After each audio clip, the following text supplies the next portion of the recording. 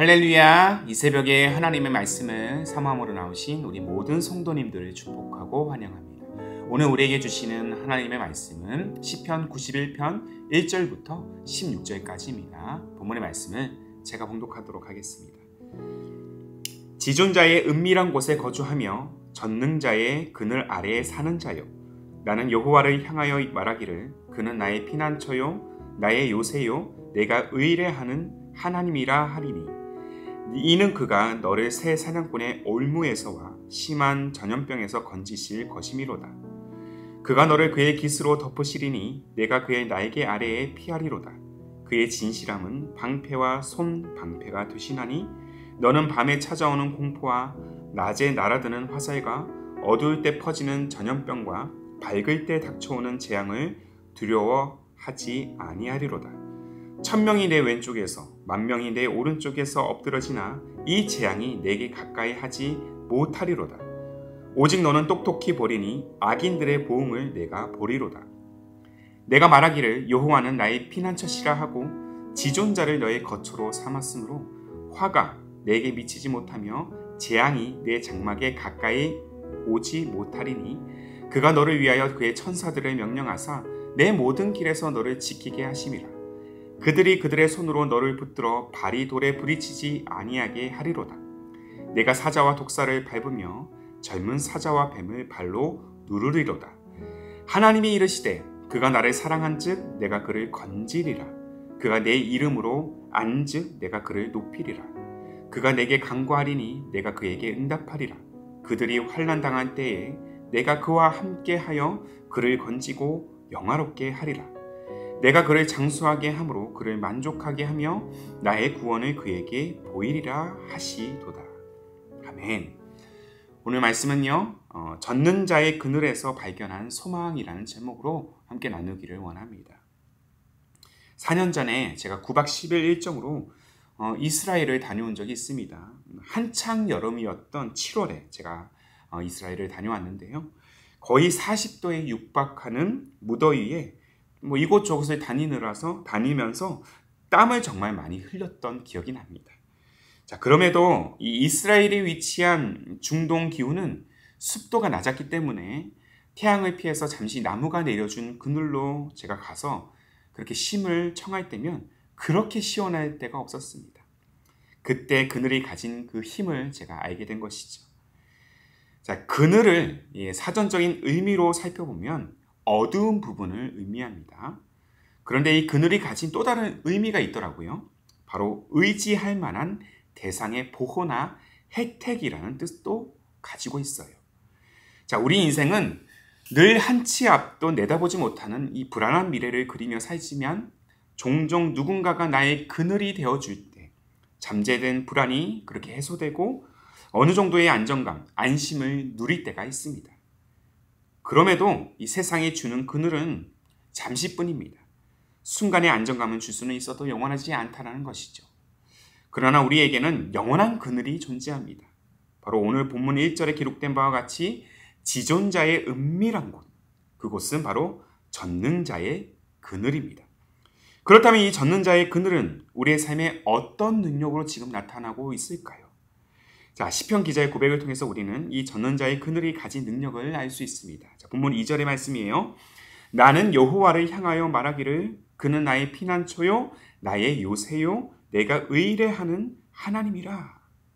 나의 피난처, 바로 삶 가운데 마주하는 근심, 염려, 고난으로부터 피할 초소가 되시는 우리 하나님. 나의 요새, 언제 어떻게 변할지 모르는 요동치는 그 세상 가운데 불변의 진리로 우리를 붙잡아 주시고 또 함께 하시는 그야말로 흔들리지 않는 요새가 되어주시는 나의 하나님. 의뢰하는 하나님. 믿을 것 하나 없는 불신이 가득한 세상 속에서 유일하게 우리가 의지하고 신뢰할 대상이 되시는 나의 하나님. 이 하나님의 능력이 바로 전능자의 그늘이라는 사실을 우리는 늘 기억해야 될 것입니다. 전능자의 그늘, 전능하신 하나님이 지금 함께 하시기에 시편 기자는 두려울 것이 없다고 말하고 있어요. 그리고 자신뿐만 아니라 이렇게 본문을 묵상하는 오늘 우리 모두에게도 젖는 자의 그늘을 신뢰하라고 말하고 있습니다. 우리가 전능하신 하나님을 신뢰할 때, 그의 그늘 아래 우리가 거할 때 우리를 해하거나 넘볼 수 있는 세력은 아무도 없어요. 하나님은 마치 어미새가 깃털로 새끼새를 감싸주면서 주변의 날쌘 동물들의 공격으로부터 그렇게 보호하듯이 하나님께서도 자신의 그늘 아래 있는 자들을 그의 날개로 보호해 주시기 때문입니다. 이로 인해 밤마다 찾아오는 그런 수많은 고난의 폭풍에도, 낮에 날아드는 화살에도, 이리저리 퍼지는 전염병에도, 닥쳐오는 재앙에도 우리는 결코 두려워할 필요가 없다는 것입니다. 하나님은 숱한 고난의 순간에서도 우리를 보호하실 뿐더러 우리를 공격하고 두렵게 하는 자들을 반드시 보응하시기 때문입니다.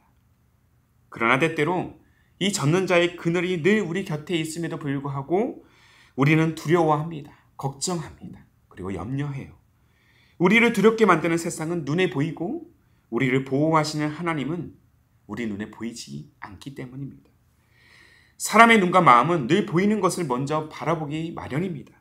그래서 내게 안정감을 가져다 줄 장치가, 내게 보이는, 눈에 보이는 장치가 있어야 비로소 그 두려움에 벗어날 수 있다고 생각하는 것이죠. 그러나 여러분, 그토록 우리가 안심하기 위해서 찾는 세상의 모든 가치는 사실 영원하지가 않습니다. 우리 눈에 보이는 모든 것들은 전부 사라질 것들 뿐이에요. 내가 의지했던 사람도, 또한 내가 바라보고 소망했던 모든 가치들도, 열심히 벌어뒀던 돈도 모두 언젠가는 사라집니다. 심지어 우리 육신도 언젠가 썩어 없어질 것입니다.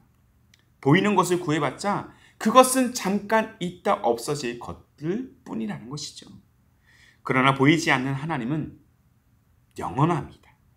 바울이 고린도후서 4장 18절에서 이 사실을 분명히 언급하고 있지 않습니까? 우리가 주목하는 것은 보이는 것이 아니요 보이지 않는 것이니, 보이는 것은 잠깐이요 보이지 않는 것은 영원함이라. 아멘이십니까? 오늘 우리가 주목해야 될 것은 보이는 세상이 아닙니다. 보이는 사람이 아니에요. 보이지 않는 젖는 자의 그늘인 줄로 믿습니다.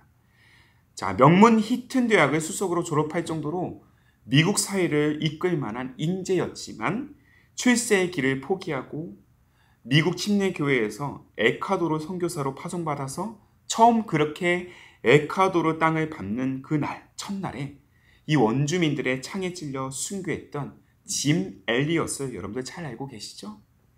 비록 젊은 나이에 선교의 사명을 단 하루조차 이어가지 못한 채 그렇게 안타깝게 생을 마감했지만 그의 순교가 지금까지도 우리의 신앙에 지대한 영향을 미치고 있는 이유가 있다라면 그가 남긴 믿음의 흔적, 그가 남긴 명언 때문일 것입니다. 자, 아내였던 엘리자베스 엘리엇이 그의 일생의 흔적과 그의 죽음 이후에 이 아우카족의 복음이 정착된 이야기를 담아낸 책, 젖는 자의 그늘에 실린 이 엘리엇의 일기장에서 발견한 유명한 문구가 있어요. 잘 들어보세요. 영원한 것을 얻기 위해 영원하지 않는 것을 버리는 사람은 바보가 아니다. 영원한 것을 얻기 위해 영원하지 않는 것을 버리는 사람은 바보가 아니다. 사랑하는 여러분, 이 고백이 오늘 우리의 고백이 되어야 할 줄로 믿습니다. 영원하지 않는 것을 넘어서 영원하신 하나님, 전능하신 하나님을 여러분들 바라보시기를 바랍니다. 그리고 그 전능하신 하나님의 능력, 하나님의 인도하심, 그 역사를 여러분들 신뢰하십시오. 우리가 전심으로 주님을 신뢰하기로 결단하고 그의 날개 아래에 우리가 거할 때 하나님은 반드시 우리를 절망의 늪에서 건지실 줄로 믿습니다.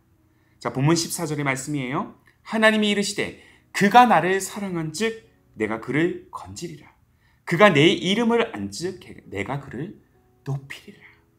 그가 나를 사랑한 즉 내가 그를 건지리라. 자신을 신뢰하고 사랑하는 자들을 건지시는 우리 하나님, 이 사실을 우리가 매일 매 순간 고백할 때 전능하신 하나님의 능력이 우리의 삶 가운데 가득 채워질 줄로 믿습니다. 우리의 일상 속에서 주님의 날개가 우리의 영혼을 보호하도록 그렇게 우리의 삶을 내어드리고 간구하십시오. 때때로 세상은 우리의 믿음을 어리석다고 말할지도 모릅니다.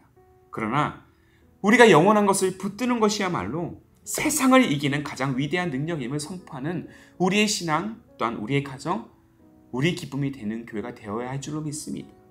오늘도 우리 모두가 젖는 자의 그늘 아래 우리가 거할 때 두려움을 넘어 소망을 발견하고 우리의 약함을 넘어 강함으로 세상을 함께 이겨내는 그러한 귀한 여정이 함께 이어지기를 주님의 이름으로 축복합니다.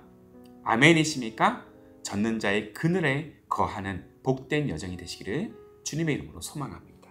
함께 기도하겠습니다.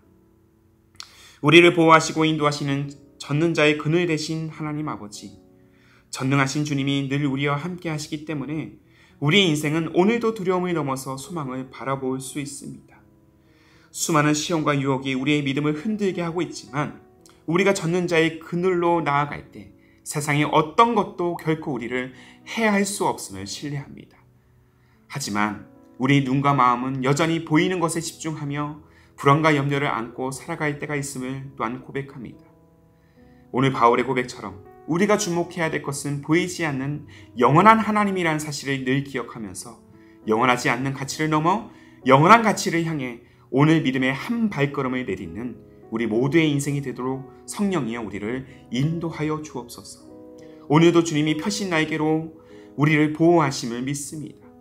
이 믿음으로 오늘도 담대하게 세상을 마주하도록 주님 용기를 부어주시고 우리의 믿음, 우리의 가정, 우리의 교회가 젖는 자의 그늘 아래서 전능하신 능력으로 시대와 세상을 능히 이겨내는 하나님을 붙들고 나아가는 그러한 승리의 여정이 되도록 주님 인도하여 주시옵소서. 그렇게 영원토록 우리의 그늘이 되어주실 우리 주님, 우리 하나님 예수님의 이름으로 기도하옵나이다. 아멘. 오늘도 주신 말씀을 따라 우리 두 가지의 기도 제목을 붙들고 함께 기도하기를 원합니다. 먼저는 절망으로 인해 두려워하고 있는 우리의 영혼이 젖는 자의 그늘로 나아가서 참 소망을 누리게 하여 주시고 주님의 보호하심을 온전히 신뢰하는 그러한 믿음으로 서게 하옵소서. 한 걸음 더 나아가 전능하신 하나님을 붙드는 것이야말로 세상을 이기는 가장 위대한 능력임을 선포하는 우리의 신앙, 우리의 가정, 우리 기쁨이 되는 교회가 되게 하옵소서. 이 두 가지의 기도 제목을 우리가 함께 간절한 마음으로 고백하시면서 기도로 하루의 삶을 열어가시기를 바랍니다. 함께 마음을 다해 기도하겠습니다.